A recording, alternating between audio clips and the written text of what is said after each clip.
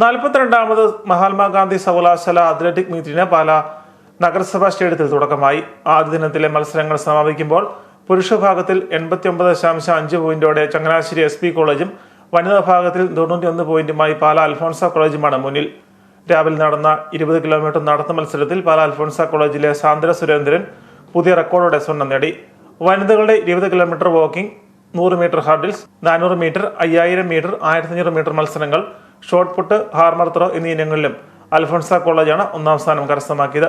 രാവിലെ നടന്ന ഉദ്ഘാടന സമ്മേളനത്തിൽ Pala municipal chairman Shaji B തുരുത്തിന് അധ്യക്ഷനായിരുന്നു. മഹാത്മാഗാന്ധി സർവകലാശാല സിൻഡിക്കേറ്റ് അംഗം ഡോക്ടർ ബിജു തോമസ് ചാമ്പ്യൻഷിപ്പ് ഉദ്ഘാടനം ചെയ്തു. ഡോക്ടർ ബിനു ജോർജ് വർഗീസ് മുഖ്യപ്രഭാഷണം നടത്തി. Alphonsa college principal reverend doctor Shaji John, professor PI Babu, Alphonsa college bursar doctor Kuriakose Vellachalil തുടങ്ങിയവർ ആശംസകൾ അർപ്പിച്ചു. ചൊവ്വാഴ്ച നടക്കുന്ന സമാപന സമ്മേളനത്തിൽ മഹാത്മാഗാന്ധി സർവകലാശാല മെമ്പർ അഡ്വക്കേറ്റ് റജി സക്കറിയ മുഖ്യാതിഥിയായിരിക്കും. സിൻഡിക്കേറ്റ് അംഗം ഡോക്ടർ ജോജി അലക്സ് മുഖ്യപ്രഭാഷണം നടത്തും.